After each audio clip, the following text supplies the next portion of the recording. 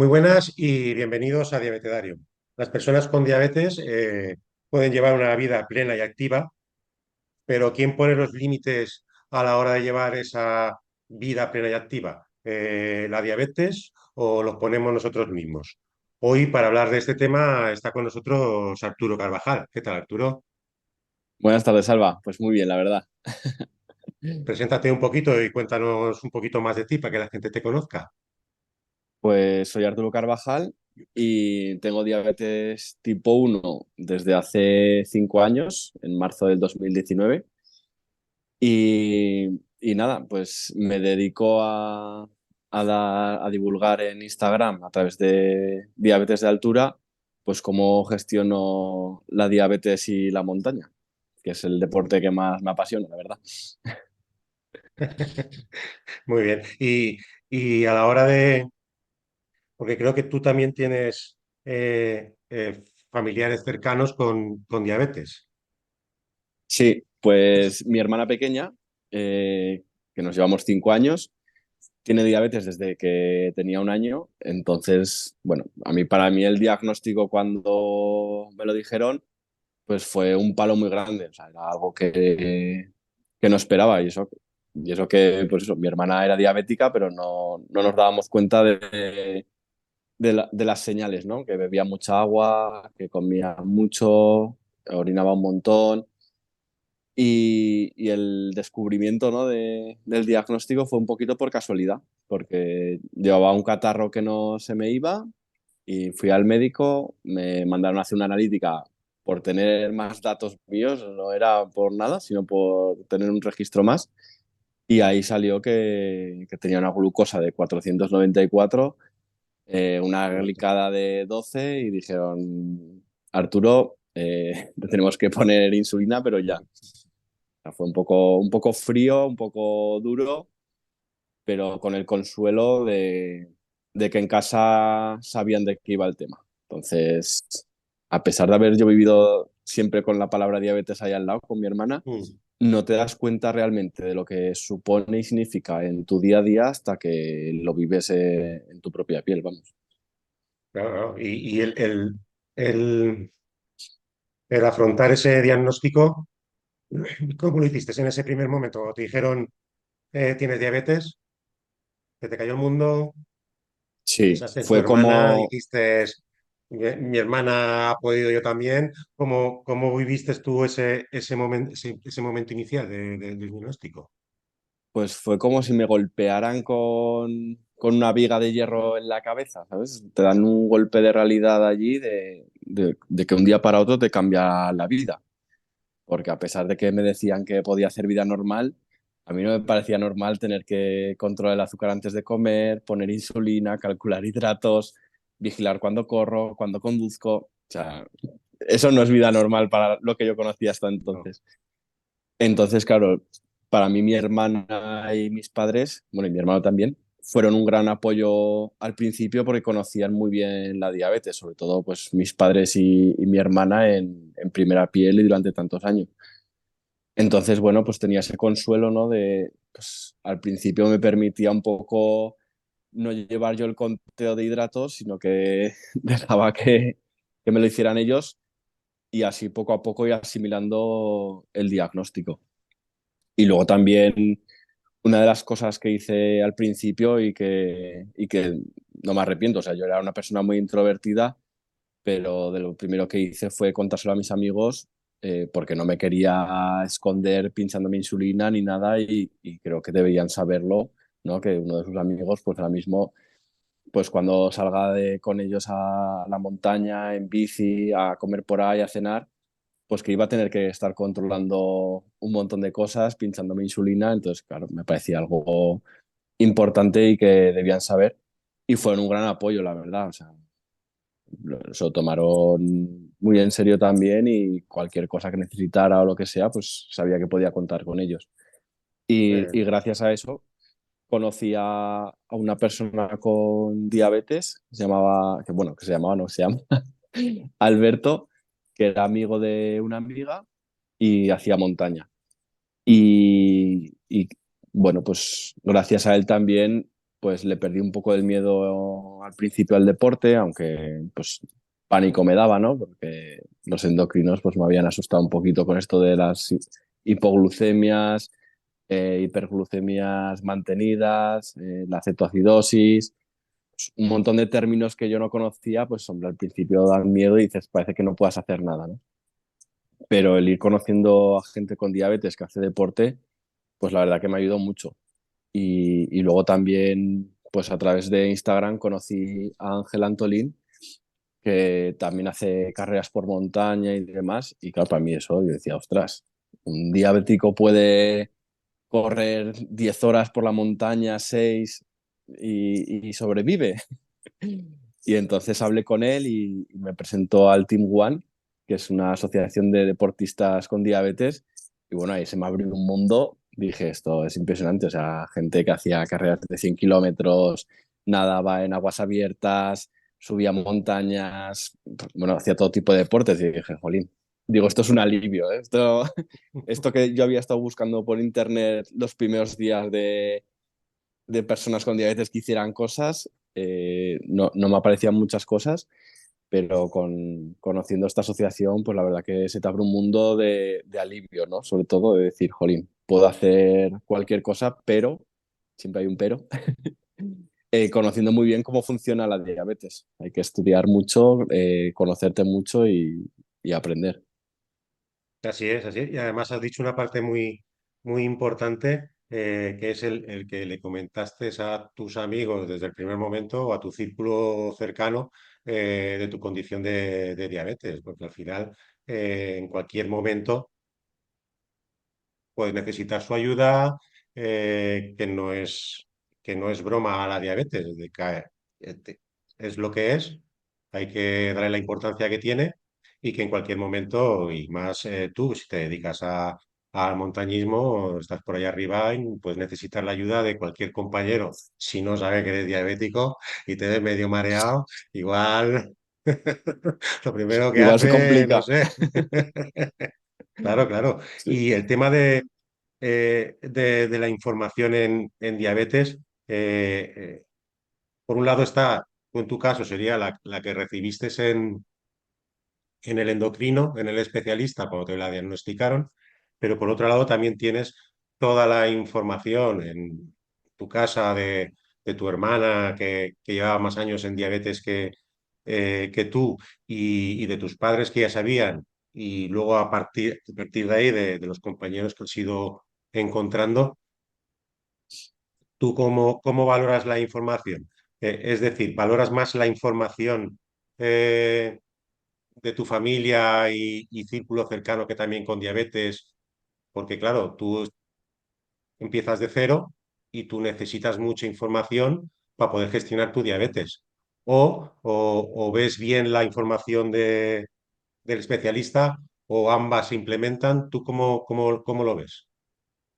Pues la veo escasa. En todo, o sea, no solo la información que obtuve del endocrino al principio, sino también de mi hermana, por ejemplo. Y te explico ahora paso a paso un poco, Sí, porque con la endocrino y la enfermera al principio, hombre, la verdad que lo que está muy bien es las bases que te aportan, ¿no? Porque te explican cómo contar raciones, la insulina que te tienes que poner y, y que tienes que llevar una dieta saludable y hacer ejercicio todos los días. O sea, me explicaron esos tres pilares básicos: insulina, deporte y alimentación. Que, pues, así en general, pues sí es lo como se tendría que llevar la diabetes. Pero claro, en mi caso, que hacía deporte casi todos los días, salía a correr o salía en bici y los fines de semana me iba a la montaña, pues cuando yo iba con consultas de ese tipo, y les decía, pues es que comí y me subió, me pinché insulina y me subió, hice ejercicio y me subió, y luego a los 2 días que no hice nada me bajó. A eso no encontraba respuestas allí, en la consulta. Yo iba con una libreta con en 20 todo lo que preguntas, pasaba. claro, y me decían, es que no tenemos tiempo. Entonces, a lo mejor me respondía una cosa u otra, o lo que no sabían, pues me daban un folleto de deporte de Serafín Murillo y me decían, léete aquí.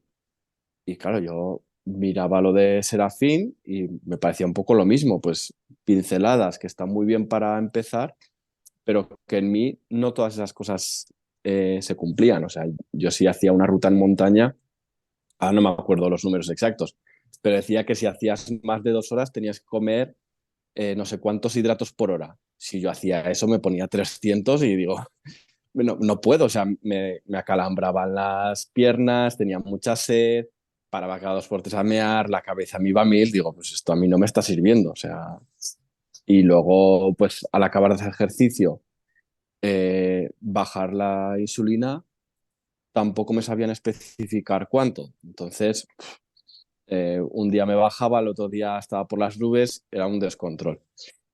Y en este caso, por ejemplo, mi hermana, pues tampoco me lo sabía decir porque no hacía deporte. Entonces, claro, la gestión con el deporte, a ella le pasó lo mismo que a mí. Cuando ella era pequeña y hacía deporte, hacía natación o gimnasia o fútbol, pues tenía también este caos de que ahora le sube, ahora le baja, y al final lo que le acabó venciendo fue el miedo. El miedo a una hipoglucemia, el no saber corregirla, el no poder, y en la consulta tampoco les sabían ayudar con eso, no les, bueno, ayudar o enseñar. No sé por, supongo que por desconocimiento, no por otra cosa. Entonces, claro, acabó dejando el deporte. Y, y todo esto pues lo aprendí gracias a estas personas con diabetes que he ido conociendo y a un endocrino, que es la doctora Pilar Martín, que es endocrino privado, que me la recomendó este amigo Alberto que te comentaba al principio. Y ella sí que me supo dar respuesta a todas estas cosas. O sea, ella me preguntó cómo era mi día a día, qué deportes hacía, qué comía, o sea, todo. Y a partir de ahí, pues me iba ayudando muchísimo. Cuando hagas deporte, pues la insulina lenta te tienes que bajar el día que haces deporte, no el día de antes. Eh, Intenta mantener un límite en vez de esperar a bajar a 70 para comer, pues si estás haciendo deporte mantenido, procura estar en 100 cuando comas, si ves que te está bajando, y bueno, pues a base de ensayo-error y experiencia y apuntar las cosas, sobre todo. Yo antes era muy friki y me apuntaba todo, o sea, todo lo que comía, las horas de ejercicio que hacía, si había sido intenso, si había sido más relajado. Y eso fue lo que me ayudó muchísimo a mí y a la endocrino para poder acertar un poco más con las gestiones que hay que hacer. Pero claro, no es de la noche a la mañana, esto lleva pues meses, la verdad. No, no, y ha dado en la clave, en el kit de la cuestión, que es que te preguntó a ti qué es lo que hacías, qué comías, qué deporte practicabas, cómo lo hacías. Es decir, estaba adaptando lo que es la diabetes a tu día a día. Tú, Eso es, me imagino que tú llevabas la diabetes, intentabas adaptarte a la diabetes y eso es un error. Al final tienes que adaptar la diabetes a tu día a día y encontrar a alguien que la pueda adaptar requiere tiempo, paciencia y saber que de lo que está pues hablando uno, especialista, que te vaya guiando en eso y eso requiere mucho tiempo. Y es ni desde más ni luego. menos que adaptar la diabetes a tu ritmo de vida, porque al final somos personas ostras, que tenemos nuestras vidas y si a mí me gusta subir a la montaña o correr en bicicleta, ¿por qué no voy a poder hacerlo? Por Eso miedo a es. una Además, hipoglucemia, ¿no? Espérate. Vamos a ver qué podemos hacer para que no me den hipoglucemia, porque yo quiero seguir haciendo bicicleta, no quiero cambiar de deporte. exacto. ¿Eh? Además, eso que has dicho tú es lo que me dijo ella. Dice, adapta la diabetes a tu vida y no al revés. Y claro, yo dije, ostras, ojo que esto tiene mucho significado, o sea, tienes que aprender muchas cosas y no tienes que dejar de hacer lo que te gusta, sino que me va a tocar aprender y equivocarme muchas veces hasta saber cómo gestionarlo y cómo llevarlo bien. Muy bien. Y el reto este que tienes tú, el reto de 16 cimas con diabetes, explícanos un Pues, poquito cómo surge, por qué 16 cimas y no 15, en fin, cuéntanos un pues, poquito.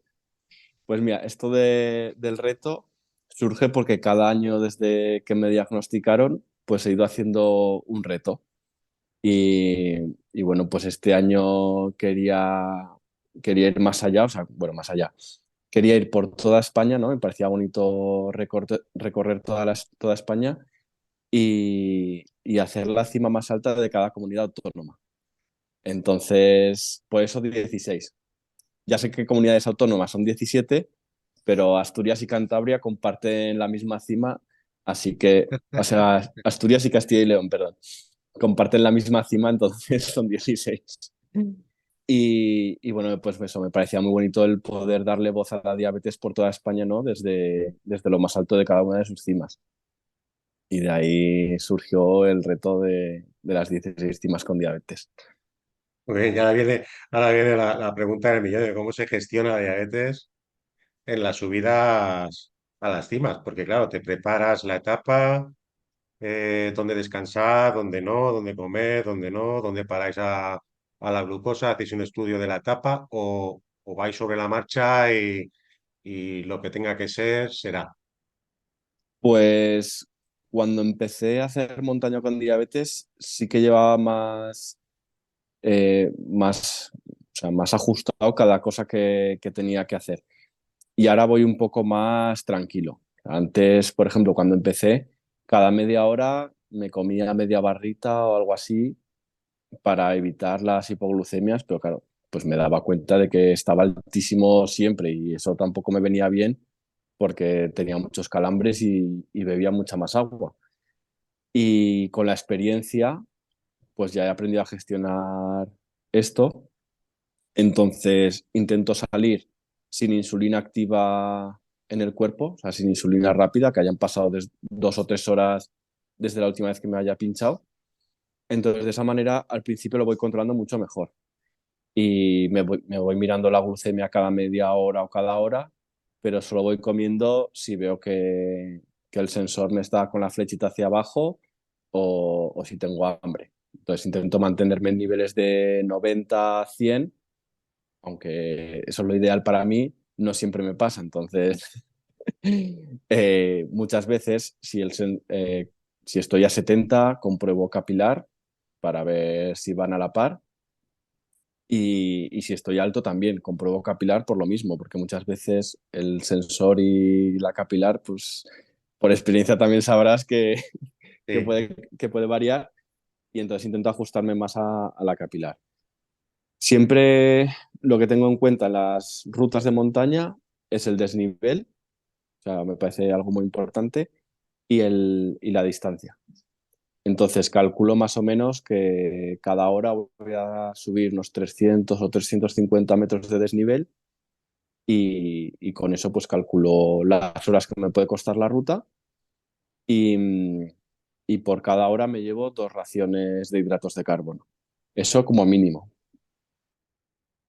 También es verdad que no me llevo solo eso, me llevo el doble o incluso más, porque también me ha pasado pues de alguna etapa, o sea, alguna ruta, pues de esos días mágicos de la diabetes que no van igual que los demás, necesitas más hidratos o constantemente está bajando y pues he necesitado estar comiendo más constantemente.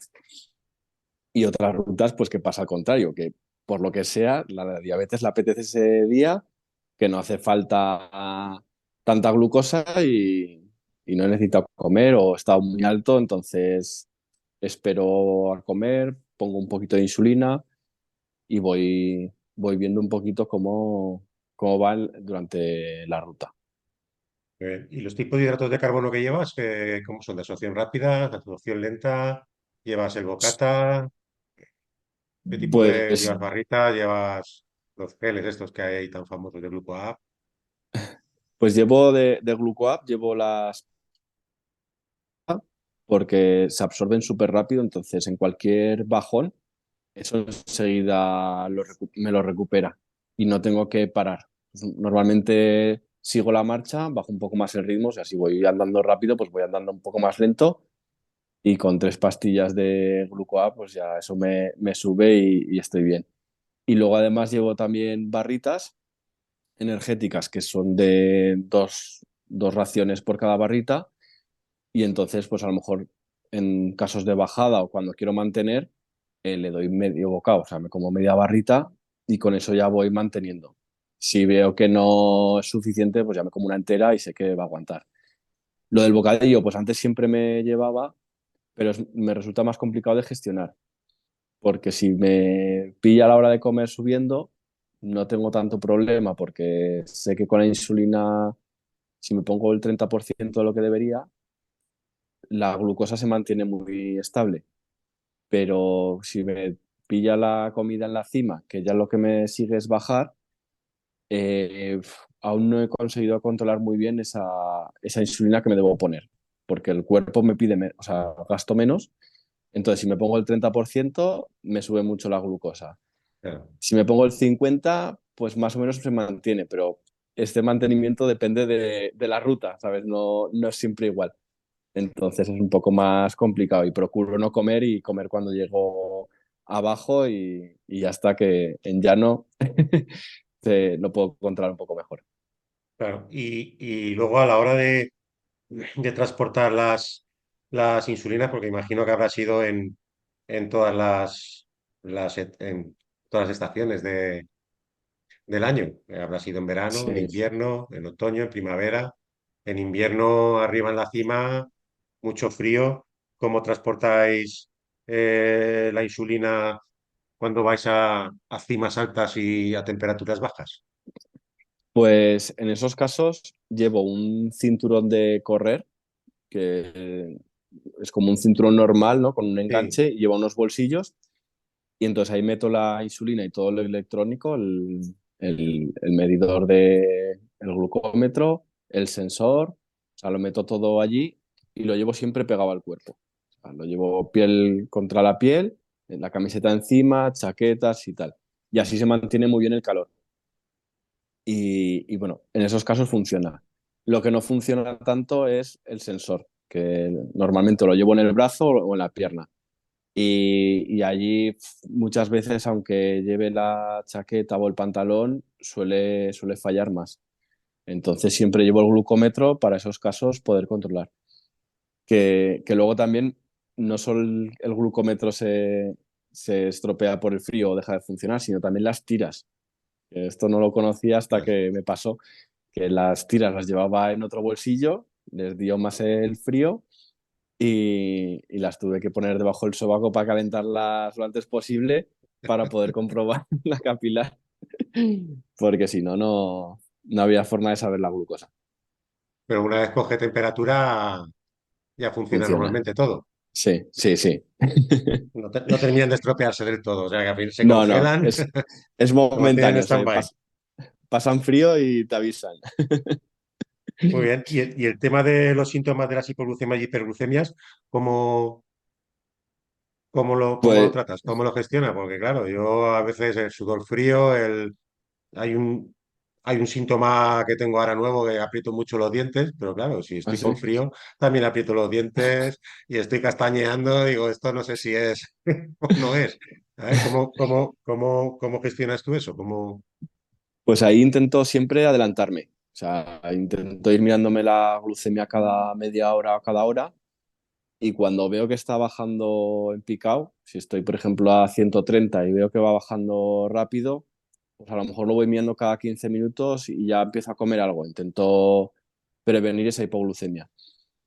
Pero también me ha pasado que me ha engañado el sensor, porque intento también, antes de empezar cada ruta, asegurarme de que van glucómetro, o sea, capilar y sensor, o sea, marcan lo mismo.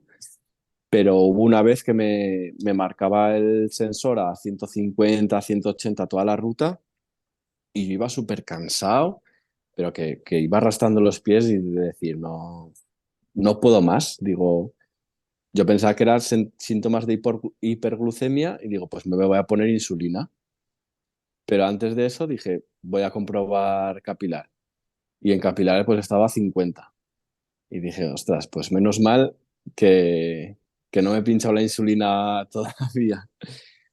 Entonces, se enmascara mucho, en mi caso, con el cansancio. O sea, cuando voy más cansado, me cuesta diferenciar si es una hipoglucemia o incluso una hiperglucemia, porque en la montaña más o menos me siento igual. Si tengo una hipoglucemia muy fuerte, sí que noto enseguida los sudores fríos y ya sé lo que es.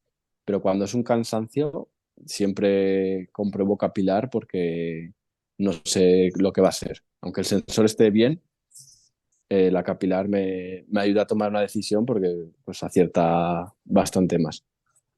Y eso, lo que intento siempre es anticiparme a las hipoglucemias, porque al final es lo que me puede parar en el momento de si me baja muy rápido, pues luego me deja destrozado. O sea, ya arrastras ahí un cansancio y una cabeza como de resaca que dices, bueno, es que no estoy disfrutando de la ruta. Como si te hubieran pegado una paliza. Una hipoglucemia fuerte es como si te hubieran pegado una paliza, básicamente. Sí, así que siempre Básicamente. intento adelantar. Muy bien. Y además has dicho una cosa, que tenemos, los diabéticos tenemos un sexto sentido. Cuando has comentado lo del mareo y tal, dices, voy a pinchar mi insulina, no, voy a hacer un capilar, a ver qué pasa.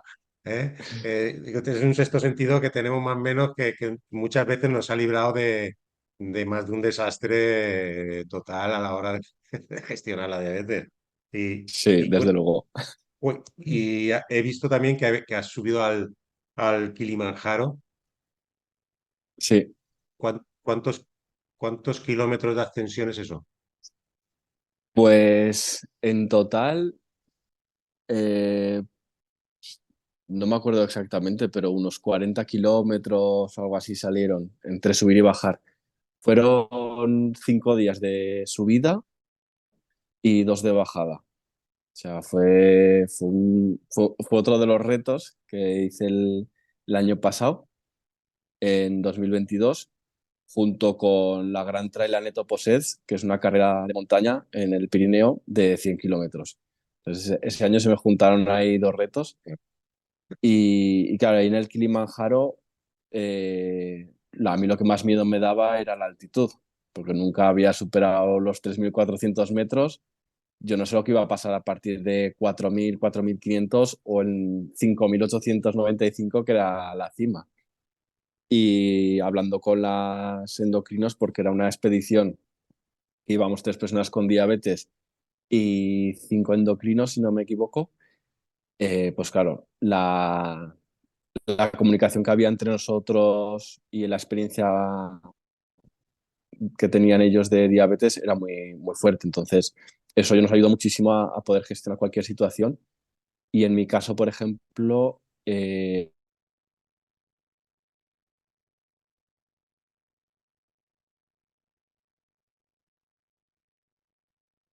Se ha colgado la ¿verdad? conexión. Se puede confundir con una hipergerada. Ah, ¿ha vuelto? Perdona, pero se ha colgado la conexión. Te has quedado Ah, ahí vale. y esperando. ¿Vuelve o no? ¿O no? Ahora Correcto. ya está. Vale. Ya está, ya está. Que decía que cuando tienes mal de altura se puede confundir con una hipoglucemia. Entonces, claro, a mí era el miedo que me daba, porque yo no sabía cuánto frío íbamos a tener a esa altitud, si podía estar constantemente mirando una capilar o si los sensores iban a funcionar. Entonces era un estrés añadido. Y la experiencia de lo que me pasó, por suerte no tuve ninguna hipoglucemia, ya la adelanto, pero sí que a partir de los 4.000 metros la glucemia me empezó a subir, pero muchísimo, 200, casi 300 me parece que llegué incluso. Y me ponía insulina y aquello no bajaba. ¿Qué pasa? Que yo aquí en España, en terreno conocido, pues me hubiera puesto insulina de más y diría, pues ya bajará y gestionaré luego la hipoglucemia o lo que sea. Pero ahí a esa altitud no puedes hacer eso. Tienes que ser paciente y esperar. Y ahí fueron las endocrinos las que me dijeron de tener esa paciencia, decir, pínchate prudentemente porque esto en cualquier momento te puede bajar. Al final no parábamos de hacer ejercicio, de mantenernos en movimiento. Si te pasas ahora, corregir una hipoglucemia a altitud es muy complicado porque la absorción de los hidratos es más lenta que a nivel del mar, digamos. Entonces era jugársela. Entonces, eso me enseñó a tener esa prudencia y esa paciencia de no querer sobrecorregir en casos de ese estrés que me suponía a mí el estar tan alto. Y la verdad que fue una experiencia brutal Claro, el la poder altitud, al llegar, final la altitud también afecta a lo que es la diabetes, el azúcar en sangre. claro, eso es, sí, sí. Claro. Pero bueno, al Y final conseguimos llegar los tres, bueno, toda la todos sanos, expedición, ¿no? que éramos unos 20, conseguimos llegar hasta la cima y bajar, así que un éxito todo. Fue un éxito total. Y la tecnología a esas alturas, aparte del frío, que Pues ya os has dicho que sí que le afecta, la altitud, por ejemplo, un día la cálido, altitud un día normal, pero a 3.000 metros de altura, eh, no ¿les le afecta? afecta, No afecta para no. nada, ¿no? Es En solo las altitud, temperaturas. en las temperaturas sí. De hecho, para Kilimanjaro llevábamos tres sensores diferentes. Llevábamos el Freestyle 2, el Freestyle 3 y el Descom G6. Y para hacer una medición de a ver cuál era más fiable en altitud, porque lo íbamos comprobando con glucómetro. Y la verdad que ninguno de los tres dejó de funcionar por la altitud. Fueron más o menos iguales. Sí que el Freestyle 3 quizás es el que más se descolgaba en cuanto a glucemias, pero fueron bastante parecidos y incluso a los 5.895 metros los test funcionaban. O sea, si no habían cogido frío, que los llevábamos bien tapados, funcionaron bien. Y ahí sí que debo decir que el Descom G6 fue el que mejor más se acercaba a la cifra de la capilar. Pero vamos, más o menos Y los con tres tanta parecidos. ropa conseguía pasar el lector o Sí. Sí, sí, la verdad que sí. A mí también me sorprendió que consiguiera. porque Ah, también aquí, te voy a decir, ¿eh? El día que subimos, el último día, subíamos de noche hasta la cima, ese día hacía muchísimo frío. Procuraba no mirar mucho la glucemia, porque sacar la mano para hacerte una capilar o para coger y manejar el sensor, se pasaba frío. Entonces lo miraba cada más tiempo, incluso iba comiendo un poquito, aunque no hubiera visto la cifra, porque prefería ir, aunque sea un poquito alto, que jugármela a congelarme las manos y pasarlo mal. muy bien. Y qué consejos darías a las personas con diabetes que acaban de empezar o que ya llevan un tiempo con la diabetes, pero no tienen muy claro el tema de si hago o no hago? ¿Qué consejos darías tú a toda esa gente? Pues es complicado acertar para todo el mundo, pero vamos, a mí lo que me hubiera gustado que me hubieran dicho de un principio es que no, que pierda el miedo. O sea, que no me deje encerrar por el miedo a hacer cualquier cosa, porque sí que es verdad que al principio te explican los problemas de la hipoglucemia, los problemas que puedes tener en hiperglucemia, todo es como muy catastrófico, no hagas esto, no hagas lo otro. Ahí me dijeron que el primer mes no hiciera deporte. Y dije, pero ¿cómo no voy a hacer deporte si sé que es bueno para la diabetes? No hagas deporte. Pues no hice caso. El tercer día estaba haciendo deporte. Pero lo que sí que te tienen que explicar y enseñar muy bien es cómo gestionarlo. Que es lo complicado de la diabetes, es aprender, porque aunque haya unas bases para todos, luego cada persona es un mundo, entonces vas a tener que aprender sobre tu cuerpo y cómo afecta en ti cualquier cosa que hagas. O sea, para mí, en mi caso, el deporte de montaña, pero para otro puede ser, puedes hacer hípica o paracaidismo o natación o lo que sea. Entonces, cualquier deporte te va a afectar a ti de una manera, vas a tener que aprender a gestionar. Y yo creo que lo más importante es rodearte de personas que te puedan ayudar y de conocer a personas con diabetes que te puedan aportar su experiencia, que yo creo que es lo más valioso que te pueden dar. Muy Perder bien. ese miedo y vamos, y a por todas con lo que sea, vamos. ¿Y próximo reto cuál es? Pues el próximo reto va a ser acabar las 16 cimas, porque en junio me rompí el tendón de Aquiles y me quedaban 4 cimas para terminar. Así que espero que esta primavera, verano, poder terminar el reto y luego poder plantear el siguiente, que aún no lo sé. Tengo algunas cosillas en mente, pero no sé qué voy a hacer todavía. Se pueden revelar todavía. Todavía no. Pero bueno, en Bueno, diabetes de pues, altura en Instagram lo iré contando conforme vaya viendo qué puedo hacer, pues ya iré muy bien. contando. Estaremos pendientes del Instagram a ver cuál es el próximo y nada, que te recuperes pronto, que te recuperes bien sobre todo, porque claro, al final hay que estar al 100%, la recuperación va bien. Sí, sí, sí, eso sí. Pues ha sido un placer charlar contigo, Arturo. La verdad es que eres un ejemplo de, pues eso, de poner límites a la diabetes, que no la diabetes te los ponga a ti, ¿eh? Tú le has puesto los Eso es. límites a ella y te vas a llegar hasta aquí, que yo a partir de aquí soy yo el que toma las riendas de mi vida y voy a hacer lo que a mí realmente me gusta, que en tu caso es hacer la montaña y bueno, que al final no deja de ser una enfermedad crónica que tenemos que llevar de por vida, pero que tenemos que llevar, no, nos tiene que acompañar de por vida. Sí, eso queda mejor. Muy bien. Y lo único que tenemos que hacer es aprender a gestionarla y, como tú muy bien has dicho, a rodearte de gente, pues de profesionales, de gente que haya pasado o esté haciendo lo mismo que tú o lo que tú pretendes hacer y con sus experiencias, pues que te guíen un poquito para tú poder, porque al final la diabetes hay tantas diabetes como diabéticos hay en el mundo.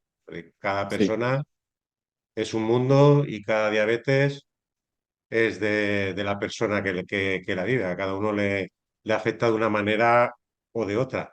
Pero sí que es cierto que, pues oye, te vas juntando con gente que te va guiando en el camino hasta que tú encuentras el tuyo propio y a partir de ahí, pues ya eres tú el dueño y señor de tu vida para poder hacer lo que eso quieras es. con ella. Pues sí, sí. Toda la razón, ¿eh? Muy Es que bien, pues eso es, nada, es así. ha sido un placer y espero volver a charlar pronto contigo. Muchas gracias, Alba.